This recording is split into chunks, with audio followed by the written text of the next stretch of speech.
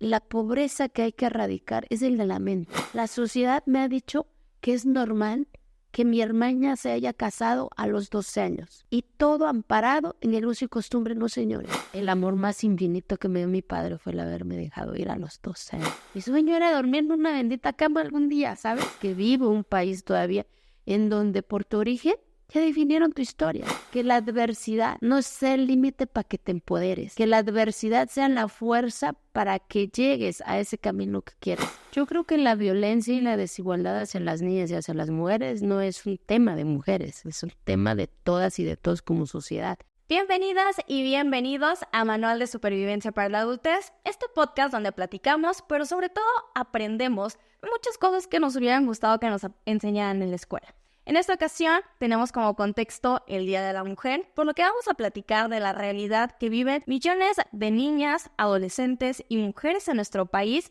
Vamos a aprender desde cómo en pleno 2024 nuestros legisladores están legislando el matrimonio infantil hasta cómo lograr el empoderamiento femenino. Para enseñarnos de todo esto me acompaña Eufrosina Cruz Mendoza, defensora indígena, activista, educadora y política. Muchas gracias por acompañarnos, Eufrosina. No, al contrario, muchas gracias y muy contenta. Yo también estoy muy contenta de conocerte. Eres una mujer indígena zapoteca que no es por echarte flores ni nada, ¿no? Pero han transformado la realidad de México, la realidad de muchas mujeres, de muchos indígenas en nuestro país. Me gustaría que nos empezaras contando un poco de eso. Normalmente aquí en este espacio, como te contaba, pues aprendemos que cómo arreglar el coche, que cómo declarar impuestos, que cómo tener finanzas sanas, pero también muy importante es conocer cómo es la realidad, cómo es el México que tenemos hoy en día, y para eso yo creo que no hay nadie mejor que tú nos expliques. No, al contrario, muchas gracias por este espacio.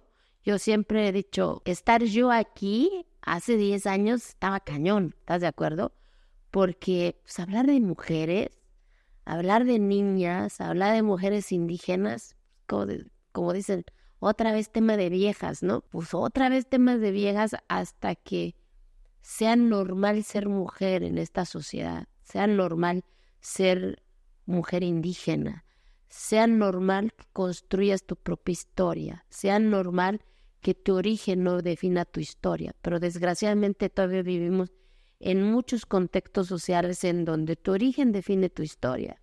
Ahora imagínate una mujer indígena, ahora imagínate una niña indígena, está cañón, porque vives en una sociedad en donde pues eres indígena, eres el asunto, eres el tema, eres el problema. Así nos dice la sociedad. Y de repente dices, no es cierto, no soy un tema, no soy el problema, soy oportunidad, soy posibilidad, ¿no? Entonces, por eso, pues, eso de entrada, pues, muchas gracias por generar estos espacios, porque todas y todos somos responsables de cambiar esta narrativa, Carla, de ya no normalizar los matrimonios infantiles, ya no normalizar el que se ampare ese abuso en la costumbre. Y te lo digo en carne propia, escuchar a mi mamá, a mi hermana, o a mi tía, o a mi madrina, porque ese era el contexto mío. Mi realidad era que Eufrosina se iba a casar a los 12 años, porque era el uso y costumbre, porque era la historia de mamá, de la abuela, de la tía, de mi hermana, la mujer que más admiro, ¿no? Y escucharlas ya después de grande decir, pero te acostumbras o te resignas. A ver, nadie se puede resignar a la violencia, nadie se puede acostumbrarse a que violenten su cuerpo, aún amparado en el uso y costumbre. Entonces creo que por eso, como sociedad, como mujeres, somos las que tenemos que arrebatar y gritar a que ya llegamos y no nos vamos a quitar, ¿no? Sí, a poner un alto, a visibilizar todos estos temas que están sucediendo. Me quiero remontar un poquito a esto. Tú naces en la sierra, en Oaxaca, ¿y cómo es tu infancia y cómo llega a esta decisión que a los 12 años te iban a casar? Cuando naces en medio de la adversidad, y siempre recalco mucho eso, Carla, no culpo ni a mi mamá ni a mi papá, son circunstancias de la vida, porque mi padre pues, es lo que había visto, mi mamá es lo que había visto. Cuando naces en una cotidianidad, yo nací en la sierra de Oaxaca, un pueblito que no había luz, no había carretera, y mis ojos veían lo que mi mamá repetía, que era levantarnos, que éramos mujeres, porque eso te dicen, levantarte a las 3 de la mañana y ser las últimas en dormir. Eres la que tiene que atender, servir y hacer el quehacer de la casa, ¿no? era el uso y costumbre. Pero de repente en esa invisibilidad, yo pensaba que esa era mi historia, ¿sabes? Sí. Y de repente en esa invisibilidad, pues llega para mí mi gran mentor, el que me enseñó que había otros colores, otros olores, que es mi maestro Joaquín. O sea, sin mi maestro Joaquín, de enseñarme que yo tenía derecho de cuestionar, ¿sabes? De decir, ¿por qué yo tengo que levantarme con mi mamá y ser la última en dormir? ¿Por qué yo tengo que servir a mis hermanos? ¿Por qué yo no me puedo bañar todos los días? Cosas que a lo mejor, Carla, el resto o muchos ya nacen con ese privilegio. Otros hemos tenido, u otras hemos tenido que arrebatar cada eslabón de nuestra conciencia para hoy estar aquí, ¿sabes? Desde el derecho de estar aquí en esta mesa, desde el derecho de decir yo no me quiero sentar en el piso, desde el derecho de decir yo también puedo agarrarme una canica, de descubrir que dices, wow, puedo ganar una partida de canica, ¿no? Porque naces en un contexto que no tienes eso, porque te dijeron que tu rol es servir, atender y agachar. Y en un contexto comunitario, imagínate un cuartito donde no hay luz eléctrica y cuando llegas de la calle tienes que adentrarte porque el hume cierra el rostro de quien está allá al fondo y es un rostro que nadie ve porque es la costumbre y tienes que adentrarte así para descubrir su voz, para descubrir su sonido, para descubrir su olor. O sea, esa es la historia de una mujer, esa es la historia de una mujer indígena. No, las mujeres tenemos derecho de que escuchen nuestro sonido, de que escuchen nuestra voz. Y eso lo entendí el día que llegó mi maestro a enseñarme que esa niña podía salir de esa cotidianidad, llegar a un saloncito con piso de tierra, descubrir el poder de la palabra, que es la educación. Y esa niña empezó a cuestionar, a decir, wow, mi maestro huele bonito, porque pues en mi pueblo, lo cuento en el libro, ¿no? De que yo no entendía por qué mi maestro olía bonito, se ponía algo en la mano, porque en mi contexto no había crema, no había desodorante. Y era algo hermoso decir, wow, qué hermosos guaraches, qué bonito habla. Y entonces esa niña empezó a aspirar eso. Que ese es el reto, Carla, de nosotras las mujeres. Empezar a aspirar y empezar a cuestionar eso que han normalizado. De decir, tu papel es este, tu papel es este, el uso y costumbre, ¿cómo vas a hacer esto? ¿Cómo te vas a vestir? ¿Y quién dictó eso? ¿La sociedad? ¿Y quién es la sociedad para cuestionar mi cuerpo? Para cuestionar esto que es mi propiedad, ¿sabes? Vida. Que es, a final del día entendí con el poder de la palabra que mi primer derecho y mi primera obligación es esto, es mi propiedad, mi cuerpo es mi propiedad. Y sobre mi propiedad no cabe la costumbre, ¿sabes? No caben los cuestionamientos porque es mío. Pero eso lo fui entendiendo en ese contexto invisibilizado, porque pues quién sabe dónde queda Santa María de Quibolán, que ahora imagínate hace 30 años, que no había luz, no había carretera, y llega un maestro que tenía que caminar más de 12 horas a enseñar a esa niña que había otros olores, ¿sabes? Que había otros colores, y esa niña empezó a aspirar eso, pero primero a cuestionar, a decir, no me gusta atender a mis hermanos, no me gusta servir a mis hermanos, y creo que ahí nace la rebeldía de decir, yo no quiero repetir esta historia. ¿Y cómo te fue cuestionando a temprana edad a lo que tu sociedad, lo que tu familia decía que tenías que hacer, que era atender, que era no sentarte quizá en una mesa? ¿Cómo te va? No tener derecho a agarrar la pelota. Pero por eso es tan importante cuando a veces dicen, es que no se puede, es que así es. Pero siempre hay una lucecita. O sea, yo no tuve posibilidades reales. Mi maestro me enseñó a construir mis posibilidades imaginatorias a través de su mundo de mi maestro. Pues mi maestro de dormirte un petate y llegar a donde descansaba el maestro y ver que se dormía en una cama, ver que su cuarto era el espacio más bonito. Y entonces empieza a decir, wow, un día yo también quiero dormirme en una de esas cosas, ¿no? Porque no sabes cómo se llaman. Y entonces empiezas a revelarte a esa cotidianidad, porque ya tienes dos alternativas, si quieres, de decir, no me gusta esta chinga que me hacen acá. En cambio, me escapo de ese espacio y descubres que tienes risa, ¿sabes? A mis 8 años descubrí que yo podía reírme, que yo tenía grito, que yo podía gritar, porque en ese contexto comunitario de hogar, pues no, ¿con quién te vas a reír? con el humo, con la tortilla, ¿sabes? Y sales de ese contexto y empiezas a decir, wow, gritas. Y ahí estaba tu maestro protegiéndote, ¿no? Por cualquier circunstancia. Aunque de regreso, pues papá te daba tu chinga. Pero ya te atreviste, ¿sabes? A romper esa cotidianidad que otros ya decidieron por ti, por tu origen. Porque vive un país todavía en donde por tu origen ya definieron tu historia. Es que así es, así ha sido. No, señores. El origen de una niña, de un niño, no puede definir su historia, mucho menos tus sueños, por más adversa que pueda ser el camino. Ahorita que platicas de esto, pues obviamente en estas comunidades rurales, en este contexto, pues existe lo que se llama usos y costumbres. Dentro de estos usos y costumbres existen todavía prácticas en México como la venta de niñas, el matrimonio forzado. ¿Cómo viviste tú esa realidad y cómo sigue vigente en el país? Con el poder de la palabra que adquirí, que arrebaté en la adversidad, Carla, entendí también, y siempre me gusta aclararlo, el uso y costumbre de la mirada de quién. Mi mirada, mi uso y costumbre es mi fiesta, mi mayordomía, mi lengua, pero no quien utilice eso para violentar el cuerpo de una niña. Ahí en ese momento eso se convierte en abuso, eso se convierte en violencia. Y entonces entendí que hay que empezar a nombrarlo. Hay que empezar a visibilizarlo, hay que empezar a denunciarlo. Pero cuando no lo entiendes, lo normalizas. O sea, yo pensaba que era normal que las niñas de mi edad son abuelas en mi comunidad, imagínate. Mi hermana a los 12 años mi papá la casó, a los 13 años ya era mamá, a los 31 años mi hermana ya tenía 9 hijos. Uso costumbre, ¿no? Era lo normal. Y vuelvo y repito, no responsabilizo ni a mi padre ni a mi mamá, porque es lo que habían visto.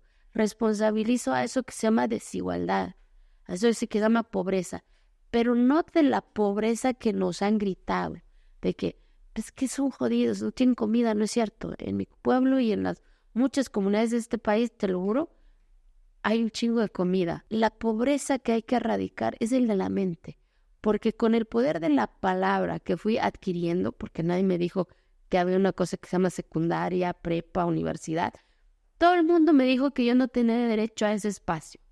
Terminé mi secundaria. Me dijeron que no podía terminar mi prepa. Terminé mi prepa. Me dijeron que no podía ser contadora pública. Soy contadora pública, ¿sabes? Y en cada eslabón de este proceso, nadie me lo regaló. Lo tuve que arrebatar a la adversidad, vendiendo lo que fuera en la calle para sobrevivir. Pero en esa adversidad fui entendiendo el poder de la mente de decir, a ver, la sociedad me ha dicho que soy víctima. La sociedad me ha mirado con los ojos incorrectos, decir, es que son grupos vulnerables. La sociedad me ha dicho que es normal que mi hermana se haya casado a los 12 años. Y todo amparado en el uso y costumbre, no señores. El uso y costumbre es otra cosa. Esto se llama violencia. Entonces entendí que había que denunciarlo, había que visibilizarlo, había que también arrebatar la regulación en las leyes de este país, porque también son niñas mexicanas, ¿sabes?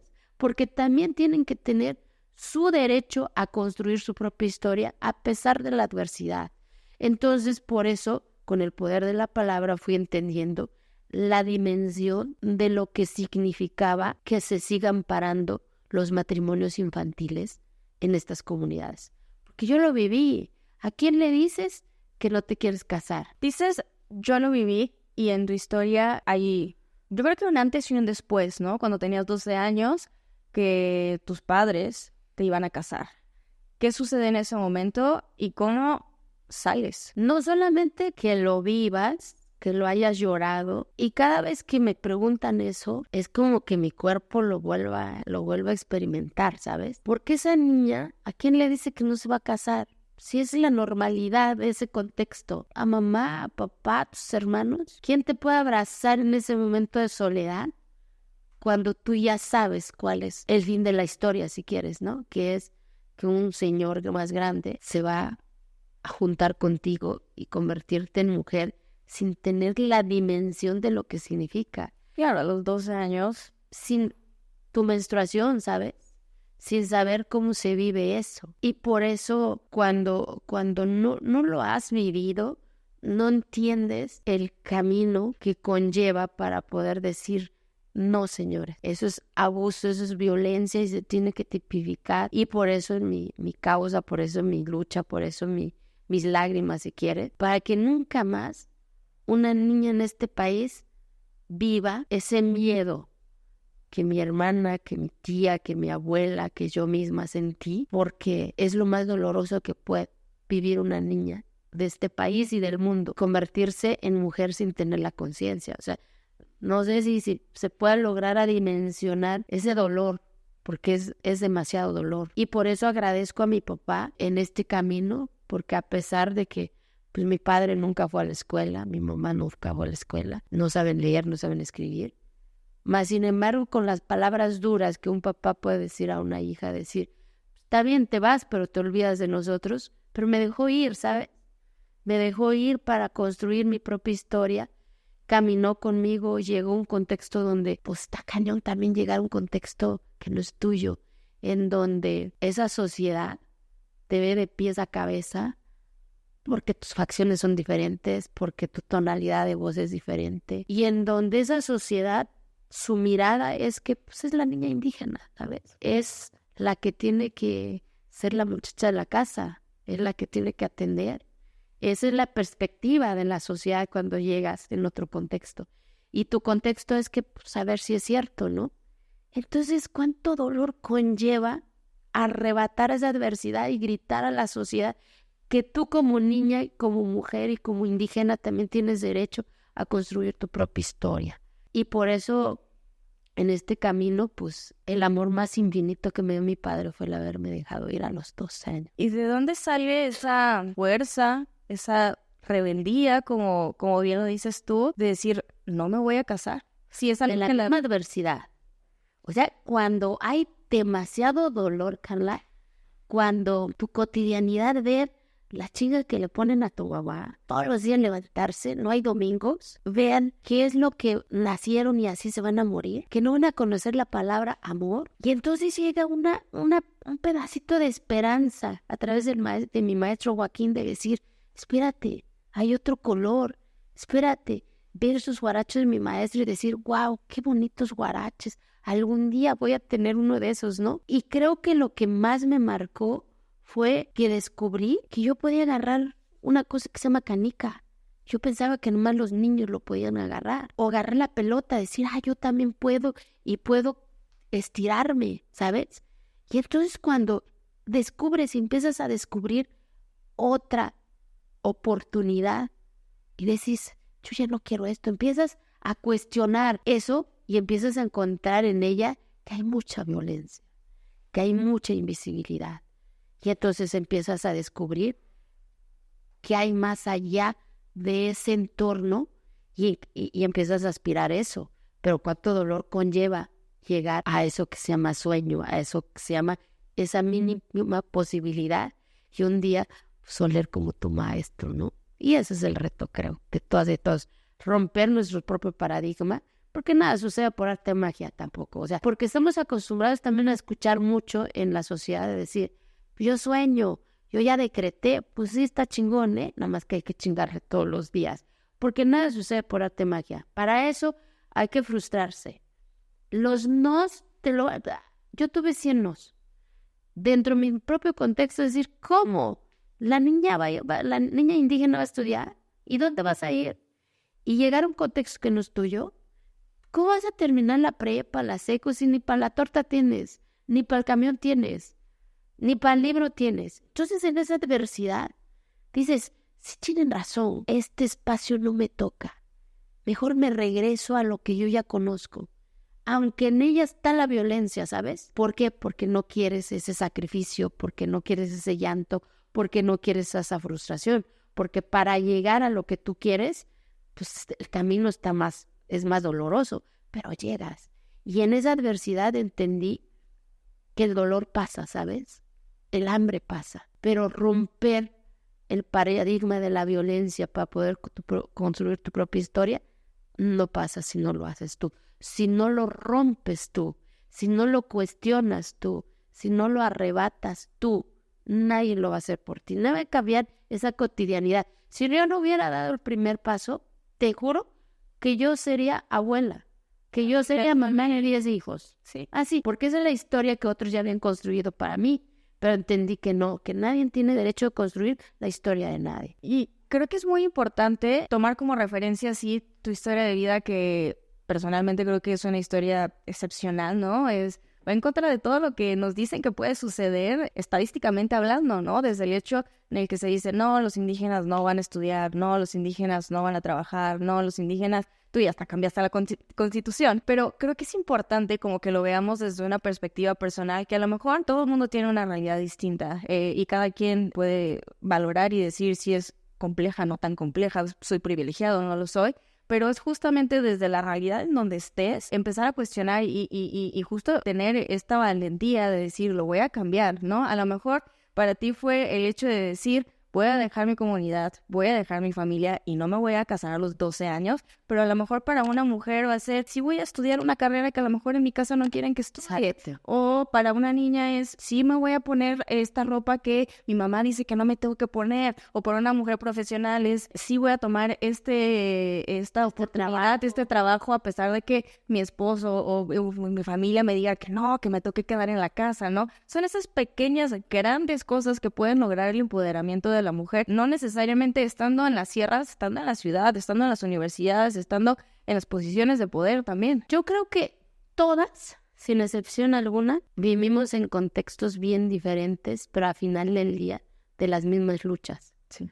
En cualquier estrato social, el tema de los cuestionamientos, el tema de cómo lo vas a hacer, el tema de cómo te vas a divorciar, el tema es que ¿cómo si en la familia nadie ha estudiado eso? O sea, en todos los contextos sociales está el no, que de manera automática recibimos nosotros las mujeres, ¿no?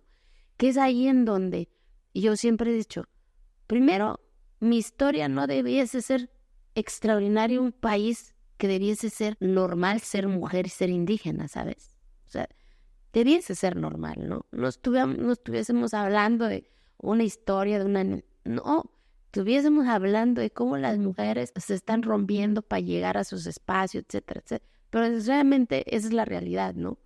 Por eso es tan importante el que entendamos nosotras que nadie va a construir, va a cambiar nuestros paradigmas si no lo hacemos en cualquier estrato social, ¿eh? O sea, y sucede en cualquier estrato social, porque vuelvo y repito, vivimos en contextos sociales en donde ya el qué dirán que está por delante, ¿no? Y de repente, pues nos pesa liberarnos de eso, del qué dirán. O sea, porque estamos acostumbrados a que cualquier estrato social, decir, tú tienes que saber y tú eres la responsable de que el refri tenga lo mínimo, ¿no? El huevo, el gas, el agua.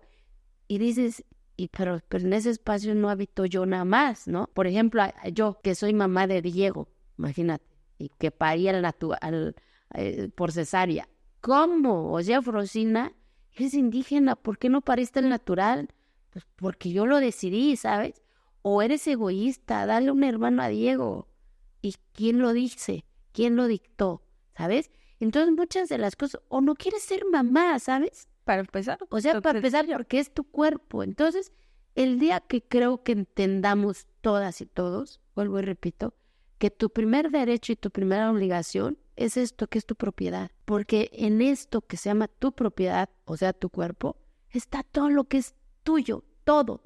Tu voz, tu fracaso, tu dolor, tu alegría, todo. Hasta tu enfermedad, pues. Date ese derecho hasta de sentir ese dolor. Date ese derecho hasta de sentir esa frustración. Date ese derecho de sentir esa rebeldía. Si en tu contexto dicen, ¿cómo? Aquí no se puede estudiar eso. Pues, ¿quién lo dice? Pues seré la primera, ¿sabes? Entonces, es tu causa, es tu rebeldía. Defiéndelo. Si ya no hay armonía en eso y serás la primera divorciada, pues tampoco no serás la última, ¿sabes? Entonces, que atrevamos a romper nuestros propios paradigmas, esos roles que la sociedad nos ha impuesto. Yo creo que esa es la mayor celebración en este marco del 8 de marzo. O sea, no es de que soy mujer, me lo merezco. No, es nuestras propias luchas, cada una de nosotras, porque todas y todos tenemos, en este caso todas, tenemos nuestras propias luchas. Todas somos extraordinarias. y todos tenemos el derecho y el privilegio de romper nuestros propios paradigmas si eso nos está lastimando, ¿no? Claro.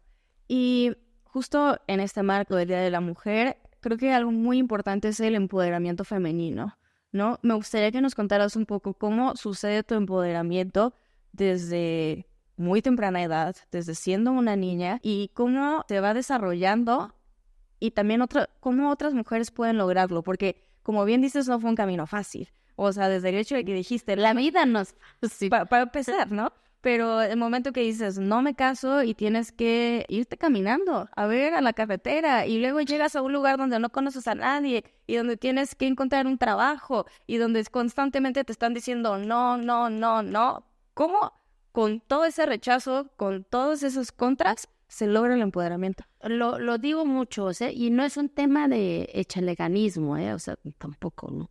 Sino que es un tema de tu decisión, tu determinación y qué tan dispuesta estás para enfrentar a todo para llegar a eso que quieres, a donde tú quieras. Que es, en mi caso yo, Rosina, mi sueño era dormir en una bendita cama algún día, ¿sabes? Esa era mi aspiración, ¿no? Un día oler como mi maestro, tener un cuartito como mi maestro. Y entonces dices, ¿y cómo se hace para llegar a ese camino? Pues echándole un montón de ganas, llorando, frustrándote, no comer esa torta quizás, no ir a la escuela en camión, pues vas a pie. A lo que me refiero es que la adversidad no sea el límite para que te empoderes, ¿sabes? Que la adversidad sea la fuerza para que llegues a ese camino que quieres. Porque vuelvo y repito, el empoderamiento va de la mano con la frustración. El empoderamiento va de la mano con la soledad. El empoderamiento va de la mano con el no. ¿Por qué? Porque no quieren que llegues. Y te van a decir, ¿cómo crees? Mira, ya lo intentaste ni llegaste. Echaste a perder un año de escuela. O echaste a perder ese proyecto, nadie te hizo caso, ¿no? O ¿cómo? ¿Vas a abandonar a tu familia? ¿Cómo? ¿Quién va a cuidar a tus hijos? ¿Cómo? Mira, eres una mala mamá. O esa joven, ¿cómo? Si aquí nadie ha hecho eso. Estás loca. Entonces, ¿qué tan dispuestos estamos en volvernos en la anormalidad para llegar a eso que se llama empoderamiento? Ser la que rompe en ese contexto, la que va a ser señalada, la que va a ser cuestionada. ¿Qué tan dispuestos estamos para asumir esa responsabilidad? Y el día que ya estamos dispuestas de asumir esa responsabilidad, porque empoderarnos es asumir una responsabilidad también, es asumir las consecuencias de ese poder que vas a tener, de esa voz que ya vas a tener, de esa responsabilidad que vas a tener. Entonces, ¿qué tan dispuestos estamos en romper con todo eso para decir, ya llegué, ahora me toca hacer lo que me corresponde para que las que vienen atrás de mí no les duela tanto el camino, no se topen con los 100 nos que me tocó, no se topen con el de que estás loca, no se topen con el de, mira, no sirves, ¿sabes? Entonces creo que para eso está tu determinación, está tu fuerza de aferrarte a ese camino que se llama sueño a pesar de la adversidad y a pesar de los nos. Y que sepas y que tengas bien claro que los no ya los tienes. Ve por tu sí, porque, ¿sabes? Las mujeres merecemos nuestro sí, merecemos el construir nuestro sí, porque es de nosotras, de nadie más. Pero ese sí duele, porque hay que decirles también, ¿sabes, Carla? Sí, no va a ser fácil. Pues va a ser fácil, o sea, en serio, o sea, yo tuve 100 nos, todo el tiempo me dijeron no podía terminar mi secundaria, terminé mi secundaria, me dijeron que no podía terminar mi prepa, terminé mi prepa, me dijeron que no podía ser universitaria, y llegué a la universidad, me dijeron que no podía participar en la vida pública de este país, y estoy en la vida pública de este país. Nunca pude comprarme un libro, por ejemplo, tengo un libro que se llama Los sueños de la niña en la montaña. A lo que me refiero es, el no ya lo tienes, ve y arrebata tu sí, y eso es llegar a tu empoderamiento en todo lo que conlleva eso, incluyendo tus frustraciones, incluyendo tus fracasos, porque empoderarte, vuelvo y repito, es fracaso también, es soledad también, es frustración también, pero es tuyo, date ese privilegio también. Y con toda tu experiencia, ¿qué consejo le podrías dar a las mujeres para que se escuchen sus voces en sus diferentes contextos, en sus trabajos, en sus casas, en sus familias, en todos estos espacios en donde estamos, pero no necesariamente somos escuchadas? ¿Qué consejo les darías para que implementen a partir de este momento? Primero, a que den el primer paso a romper sus propios paradigmas. Empezar a cuestionar eso que han normalizado, ¿sabes? Desde el reconocer lo que aportan en ese espacio que se llama hogar, desde nombrarlo correctamente, que no son amas de casa, que son coadyuvantes en ese espacio que se llama hogar, desde entender que nadie va a escucharnos si no empezamos nosotras escuchándonos por nosotras, desde si no nos abrazamos, si no nos reímos, pues nadie lo va a hacer por nosotras. Y de ahí empezar a ver, o sea, si en el medio de trabajo te dicen, ¿cómo crees? No va a pasar tu proyecto. ¿Y quién lo dijo? Preséntalo una y otra vez hasta que el bendito gerente, el director te va a escuchar. Pero alguien te va a escuchar, te lo juro. Es un poquito lo que yo les he dicho a los jóvenes, ¿no? Cuando terminé mi universidad, encontrar tu primera chamba está cañón, ¿sí o no? Y si no eres hija de, porque vivimos en un contexto muchas veces recomendada, sí, y no manches, ¿y cómo le haces? Pues yo ya soy contadora, pero ahora, ¿para dónde jalas? Y todo el mundo te dice no, todo el mundo te dice experiencia. ¿Qué siempre les digo a los chavos? Mete tu currículum, aunque sea de 2 hojas, cuenta tu historia de cómo te atreviste a cambiar y cómo hoy ya eres contadora, ya eres abogada. Cuenta esa historia, cuenta ese camino, esas frustraciones. Cuenta cuántas veces te quedaste sin comer, sin esa torta. Porque va a ver a alguien de todos los currículos que vas a repartir, porque vas a repartir un montón. Alguien va a escuchar, alguien le va a dedicar los 2 minutos para leer esa historia y va a decir, mira, a ver, llama a esa muchacha, ¿no? O, por ejemplo, yo les decía, metí mi currículum y en lugares que me decían, vente en 15 días o vente en 6 meses. Pues esos 6 meses lo hacía yo en 2 meses, o ese 15 días lo hacía yo en una semana, hasta que alguien dijo, ¿saben qué? Ya denle algo a esa muchacha, a ver. Sí, si no va a seguir regresando. Exacto, así encuentras. Pero si no insistes, si no persistes, si no estás ahí, nadie lo hace por ti. No vas a encontrar tu primera oportunidad tampoco entonces. Entonces es estar ahí, insiste, y alguien va a escuchar. Ya estando, y algo demás depende de ti, mijita. Ya depende de ti a que vean tu trabajo, a que reconozcan tu trabajo, a que si hay que quedarse 1 hora, pues hay que quedarse 2 horas. ¿Me explico? Porque así es, pues así tiene que ser para que ya diga, mira, y ya empiezas a llegar a construir lo que tú quieres. Entonces, eso les diría, a que persisten, a que no decaigan, a que reparten su historia y en una de esas ventanitas alguien va a decir, mira, qué chingona es. Tú nos platicas mucho de tu maestro, de Joaquín, y me gustaría también que platicáramos un poquito como estos factores de cambio que existen, que sí, nos hemos enfocado mucho a platicar de las mujeres y de la realidad que vivimos y de las adversidades que enfrentamos y de cómo empoderarnos, pero también cómo personajes como Joaquín, personajes a lo mejor como tu hijo Diego, también pueden incidir y pueden hacer un cambio. Entonces, ya como que abriendo un poco el espectro, también hablándole un poco a los hombres, ¿cómo pueden ellos también ser factores de cambio para mejorar pues esta realidad que se vive en México? Yo creo que la violencia y la desigualdad hacia las niñas y hacia las mujeres no es un tema de mujeres, es un tema de todas y de todos como sociedad.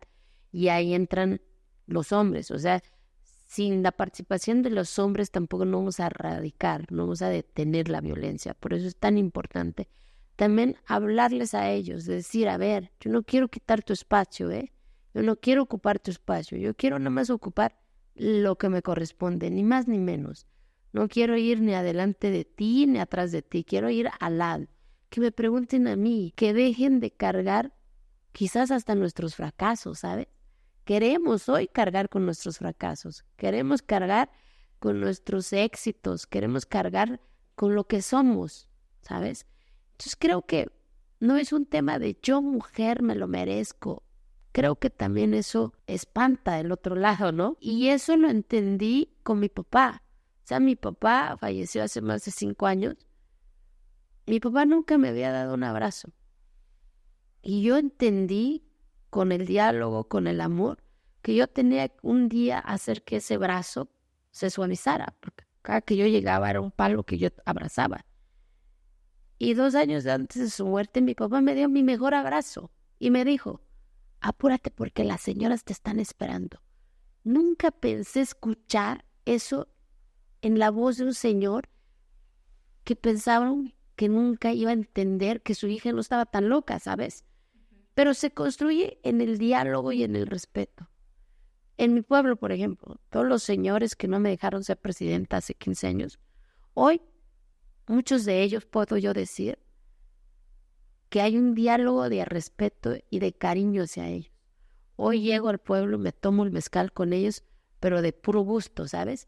Porque entendimos ambas partes que nadie quería romper el espacio de nadie, nada más ya no queríamos hacer las invisibilidades en el fogón, sino que ya que hubiese torneo de básquetbol en el pueblo, ¿sabes? Entonces creo que yo quiero que Diego crezca un país en donde ser hombre, ser mujer o el sexo que defina algún día, pues no que por hecho de ser hombre tenga más posibilidades, ¿sabes? Sino que él vaya y construya sus oportunidades. Entonces creo que hoy más que nunca necesitamos decirles que los necesitamos, que los queremos, que nos dejen de que carguemos nuestros dolores, nuestros fracasos, pero sobre todo nuestras decisiones, que no queremos quitarles el espacio a nadie, sino queremos caminar juntas y juntos, ¿no? Pues muchas gracias, muy importante todo el trabajo que estás haciendo, todo el trabajo que millones de mujeres están haciendo, que se hace todos los días, ¿no? Desde pequeñas, grandes, gigantes causas, no hay causas que no estén tomándose en cuenta. Entonces, muchas gracias por toda esta plática. Me gustaría agregar también ahí como un comentario extra que pues también gracias a toda esta lucha, todo este trabajo, ya niñas, mujeres, adolescentes de tu comunidad ya están saliendo de la universidad, ya son doctoras, ya son abogadas, ya son licenciadas.